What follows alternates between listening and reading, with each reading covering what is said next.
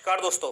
आज की वीडियो में हम बात करने वाले हैं गेहूं के लिए सबसे दमदार स्प्रे के बारे में। आपकी गेहूं की फसल 70 से 80 दिन के बीच में है और आपको इस समय पर अपनी गेहूं की फसल में एक स्प्रे करना है जो आपकी गेहूं की फसल के लिए सबसे रामबाण स्प्रे होगी। अगर आप अपनी गेहूं की फसल में इस समय तक सारा कुछ डाल चुके हो और या फिर अपनी गेहूं की फसल में डालने में कुछ कंजूसी करी है तो इस समय पर केवल आप इसी स्प्रे से अच्छी पैदावार ले सकते हो और आप अपनी गेहूं की फसल में इस समय पर इसके स्प्रे से अपनी पैदावार को बढ़ा सकते हो। हमारी गेहूं की फसल 70 से 80 दिन की है तो इस समय हमें यूरिया का बिल्कुल प्रयोग नहीं करना है क्योंकि यूरिया का जो काम करने का था वो यूरिया कर चुका। अब हमें अपनी गेहूं की फसल में यूरिया को बिल्कुल नहीं डालना है क्योंकि अगर हम इस समय पर यूरिया को डालेंगे तो हमारी गेहूं की फसल में ये रोगों को ही बढ़ाएगा, साथ ही हमारा पैसा भी बर्बाद होगा क्योंकि यूरिया को डालने से अब कोई फायदा नहीं होगा। तो दोस्तों कौन सी ये दमदार स्प्रे है जिससे कर हम अपनी गेहूं की फसल में ज्यादा पैदावार ले सकते हैं। तो वीडियो आगे शुरू करने से पहले अगर आपने हमारे यूट्यूब चैनल को सब्सक्राइब नहीं किया तो सब्सक्राइब करके ऑल नोटिफिकेशन को ऑन कर दें जिससे आने वाले वीडियो का नोटिफिकेशन आपको मिलता रहे। तो दोस्तों इस समय पर हम अपनी गेहूं की फसल में स्प्रे करेंगे 05234 को और इसके साथ ही हम अपनी गेहूं की फसल में बोरोन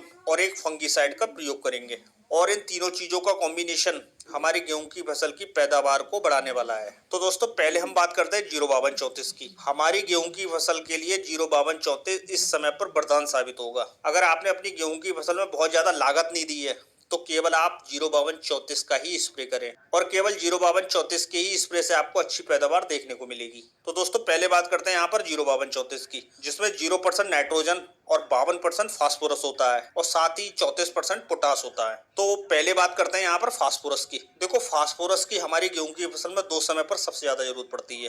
पहली जड़ों के विकास के समय और दूसरा जब हमारी गेहूं की फसल गभोट अवस्था में हो और इस समय पर हमारी गेहूं की फसल में फास्फोरस की सबसे ज्यादा जरूरत पड़ती है। फास्फोरस का यहाँ पर काम होता है फूलों और फलों का अच्छे से विकास करना। अब यहाँ पर कई सारे किसान ध्यान देते होंगे कि उनकी गेहूं की फसल में बहुत अच्छे से दानों का भराव नहीं हो पाता है क्योंकि अगर इस समय पर हमारी गेहूं की फसल में अगर फास्फोरस की डेफिशिएंसी आती है तो निश्चित हमें पैदावार कम देखने को मिलती है और इस समय पर अगर हम फास्फोरस को स्प्रे के रूप में दे देते हैं तो हमारी पैदावार बढ़ना निश्चित है। फास्फोरस इस समय पर सेल डिवीजन को बढ़ाने का काम करता है। कई सारे किसान शिकायत करते हैं कि दानों का वजन कम रह जाता है। फास्फोरस का यहाँ पर काम दानों का वजन बढ़ाने के साथ रोग प्रतिरोधक क्षमता को बढ़ाना होता है। यहाँ पर आपने कई बार ध्यान दिया होगा कि फसल को बहुत ज्यादा स्ट्रेस का सामना करना पड़ता है या आपकी फसल में इस समय पर बहुत ज्यादा रोग आते हैं। अगर फास्फोरस की इस समय पर कमी होती है तो हमें सबसे ज्यादा रोग देखने को मिलते हैं। बालियों को ठीक से भरने में फास्फोरस का ही काम होता है और इसके साथ ही फोटोसिंथेसिस की क्रिया भी बढ़ाता है जिससे फ्लैग लीफ आपका ज्यादा हरा नजर आता है और आपकी गेहूं की फसल में जितना फ्लैग लीफ हरा होगा आपकी गेहूं की फसल उतनी स्वस्थ होगी और उतनी ही ज्यादा आप पैदावार ले पाओगे। तो इस समय पर फास्फोरस का बहुत ज्यादा कार्य रहता है। अब 05234 में 34% पोटास होता है।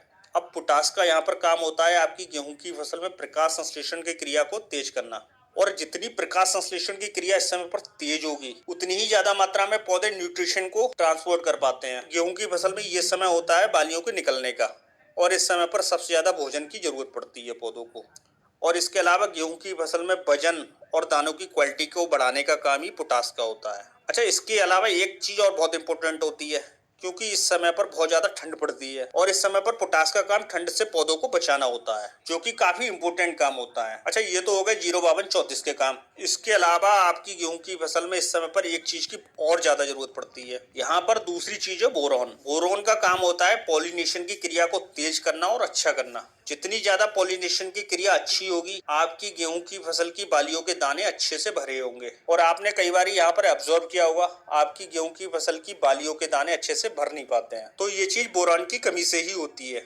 इसके अलावा बोरोन का काम होता है आपकी मिट्टी से कैल्शियम को एब्जॉर्ब करना। साथ ही गेहूं की फसल में बोरोन का काम होता है क्वालिटी और पैदावार को बढ़ाना। बोरोन के बहुत इंपॉर्टेंट काम होते हैं लेकिन आप इस समय पर जानकारी के अभाव में बोरोन को नहीं डालते हो जबकि बोरोन की आपकी गेहूं की फसल में बहुत ज्यादा जरूरत पड़ती है और अगर आपकी मिट्टी रेतीली मिट्टी है तब तो और ज्यादा दिक्कत होती है। अब इसके अलावा बोरोन का काम होता है शुगर और कार्बोहाइड्रेट को पौधे की बालियों तक पहुंचाना। मान लीजिए एक हिसाब से ट्रांसपोर्ट का काम करता है। अब दोस्तों ये तो बात हो गई 05234 और बोरोन की। अब तीसरी चीज यहाँ पर आप ले सकते हो बहुत अच्छे फंगीसाइड को। अब कई सारे किसान यहाँ पर सोचते हैं कि फंगीसाइड का जब हमारी गेहूं की फसल में कोई रोग नहीं है तो हम फंगीसाइड को क्यों डालें और हम पैसे को क्यों बर्बाद करें। तो दोस्तों कई बार रोग आने से पहले भी आप अगर फंगीसाइड का प्रयोग कर लेते हो तो रोगों के आने का चांस कम हो जाता है जिससे आपको ज्यादा पैदावार देखने को मिलती है। तो दोस्तों अब बात करते हैं 05234 और बोरॉन की हमें कितनी मात्रा में स्प्रे करना है। तो आप अपनी गेहूं की फसल में 05234 की 1.5 किलो प्रति एकड़ के हिसाब से स्प्रे कर सकते हो और इसे कम से कम आपको 150 लीटर पानी में ही स्प्रे करना है। और इसके साथ ही आप बोरोन को मिलाना चाह रहे हो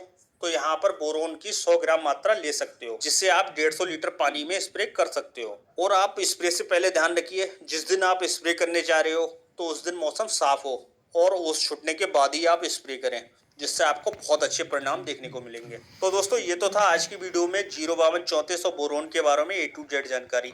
आप अपनी गेहूं की फसल में 70 से 80 दिन के बीच आप स्प्रे कर सकते हो और इन दोनों चीजों को आप बालियां निकलने से पहले स्प्रे करोगे तो आपको बहुत अच्छे परिणाम देखने को मिलेंगे। तो दोस्तों आज की वीडियो में बस इतना ही। वीडियो अच्छा लगा हो तो एक लाइक करिए, साथ ही चैनल को सब्सक्राइब करिए।